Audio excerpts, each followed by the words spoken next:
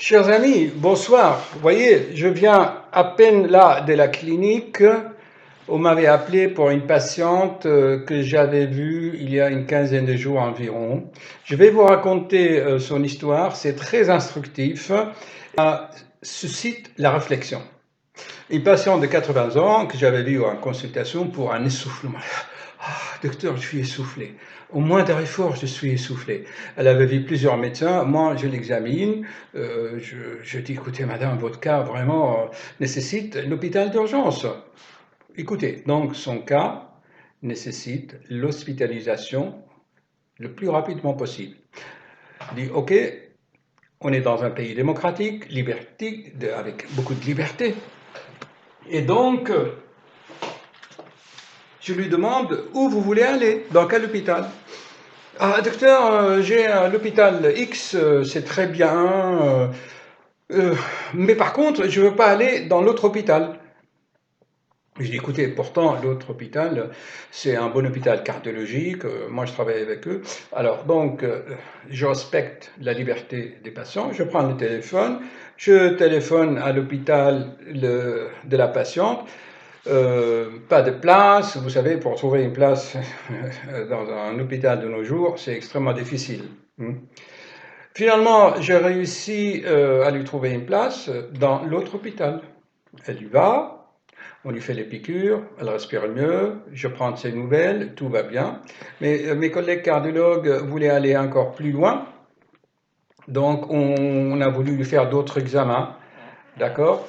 Eh bien, en lui faisant d'autres examens, eh bien, elle a fait un accident vasculaire cérébral. Ça veut dire, elle a envoyé un embole dans la tête, et écoutez bien, au niveau de la région du cerveau qui contrôle le langage, donc la bouche. Ok? Écoutez bien, maintenant, on va venir à la réflexion. Cette patiente a reconnu qu'elle a fumé avec plaisir pendant 30 ans. Pendant 30 ans, elle a fumé avec plaisir un paquet par jour. Elle a 80 ans. Elle a pris conscience que ça la gênait un peu, donc elle a arrêté de fumer vers l'âge de 60 ans, à la retraite quoi. Et voyez-vous, 20 ans après avoir arrêté l'intoxication par la nicotine, elle a présenté quoi? Une asphyxie. Le même organe, voyez-vous, écoutez-moi bien, le même organe, c'est-à-dire le poumon, avec lequel prenait son plaisir, le même organe l'a fait souffrir. Elle étouffait. Et avec le même organe, la bouche, avec laquelle elle fumait la cigarette et nous polluait avec son tabac, l'être humain n'a pas le droit de polluer l'air que toi tu respires. Lui, il prend son plaisir en envoyant de la fumée dans l'atmosphère, et l'autre, son voisin, il respire. Ça, ce n'est pas la liberté. Et donc, l'accident vasculaire lui a paralysé la bouche. Alors, voyez-vous, les mêmes organes avec lesquels elle prenait son plaisir, on lui a fait souffrir. Notre corps, c'est un cadeau de la nature.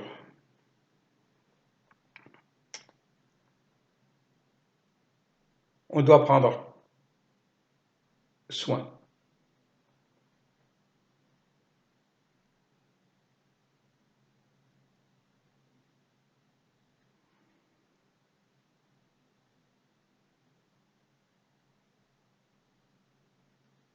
Silence. Cette silence est gênante, n'est-ce pas? Parce que je suis en train de réfléchir à d'autres réflexions. Docteur, après tout, on va mourir. Ok, tu vas mourir. Tout le monde va mourir. Nous allons tous mourir. Mais il y a une différence. C'est quoi? Même avec la mort, voyez-vous, la conscience, votre conscience, je ne parle pas d'âme, d'esprit, la conscience. La conscience est quoi? C'est votre personnalité, c'est ce que vous avez accumulé comme information toute votre existence, information après information, vous avez transformé vous allez convertir cette information en expérience et ces expériences vous ont forgé et vous ont créé une personnalité, un caractère. Et ce caractère est imprimé dans votre conscience. La conscience est une information immatérielle. Elle a besoin d'une interface pour s'exprimer.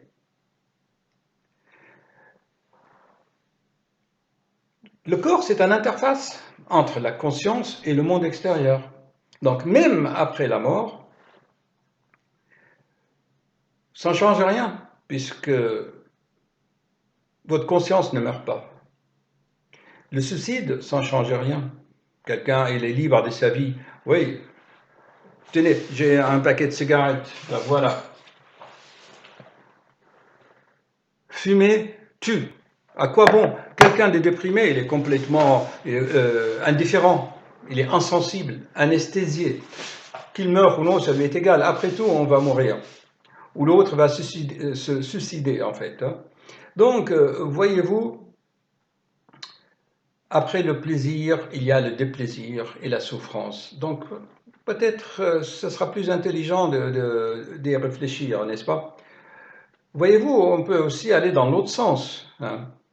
Il y en a avec leur bouche, ils ne mangent pas, ils sont anorexiques, ils ne mangent pas. Et donc leur corps, il est comme ça. Et là aussi, la dernière patiente que j'ai vue, elle mangeait tellement pas, elle était tellement anorexique que ses intestins sont fermentés, pourris. Parce que vous savez, dans nos intestins, il y a une flore, il y a des bactéries normalement qui sont gentilles pour digérer les aliments.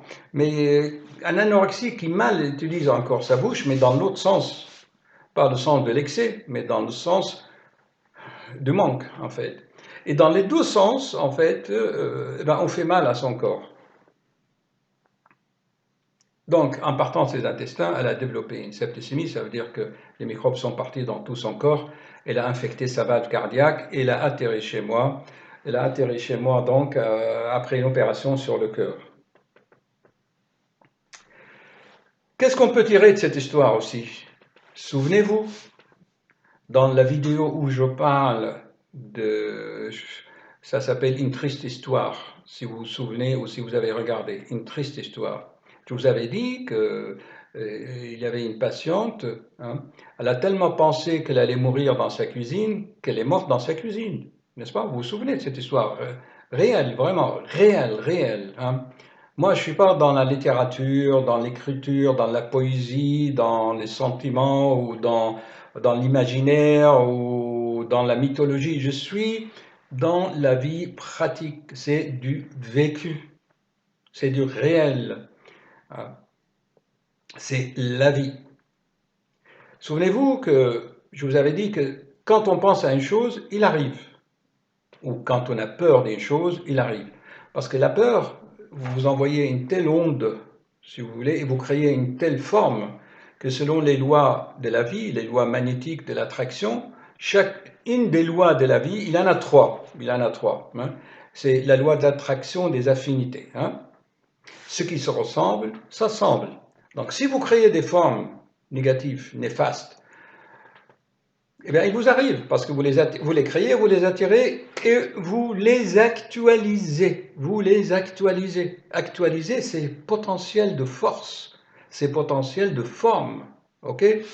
Parce que l'information prend une forme. Si vous réfléchissez bien, un des plus grands génies des mathématiques, qui est décédé récemment, c'est un grand mathématicien, il a dit que l'information a une forme géométrique. Mais ça, on ne peut pas expliquer ça au commun de Martel. Je vous le dirai dans d'autres vidéos. Je vous mettrai des liens et croyez-moi que vous allez comprendre beaucoup de choses.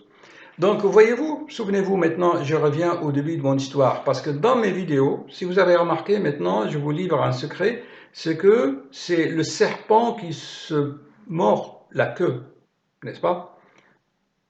C'est de la fin qui rejoint le début. Donc, souvenez-vous, dans mes vidéos, il y a un mouvement de spirale. Je vous avais dit que cette femme ne voulait pas aller dans l'autre hôpital, n'est-ce pas? Parce que dit, non, non, non, dans notre hôpital, on a toujours des problèmes, des complications, et je vais aller dans l'autre. Malheureusement, le destin a voulu qu'elle aille dans l'hôpital où elle craignait en fait. Elle craignait cet hôpital. Donc, elle a imaginé que dans cet hôpital, elle va avoir le pire. Hein. Eh bien, ce qu'elle a imaginé, ça lui est arrivé. Ça arrive rarement qu'en faisant un examen du cœur, moi, en 40 ans d'exercice, j'ai jamais vu ça une ou deux fois. Hein, d'accord? Quand vous faites, par exemple, de cathétérisme ou des coronarographies, quand vous montez des sondes dans les artères coronaires pour les filmer, vous savez, ben, de temps en temps, on peut décrocher un petit caillot et ça va dans le cerveau. Ça arrive vraiment rarement, hein, et c'est pas si grave. Et elle, ça lui est arrivé. Elle a actualisé les formes et les potentiels de ses peurs. Souvenez-vous, quand on a peur d'une chose, il arrive. Et je vous ai parlé dans cette vidéo de cette femme qui monte dans sa cuisine, comme telle qu'elle l'a imaginée. Donc réfléchissez, s'il vous plaît. Méditez. Allez sur mon site et si vous avez des commentaires, vous me les envoyez par mail. Bonsoir, chers amis, et pensez aux lois de la création, il n'y en a que 3. Aujourd'hui, vous avez appris la loi d'attraction des affinités. Ce qui se ressemble, s'assemble, dans le deux sens aussi. Ok? Bonne réflexion et bonne nuit. C'est pas grave, je n'ai pas dîné, ça me fera quelques grammes à moins.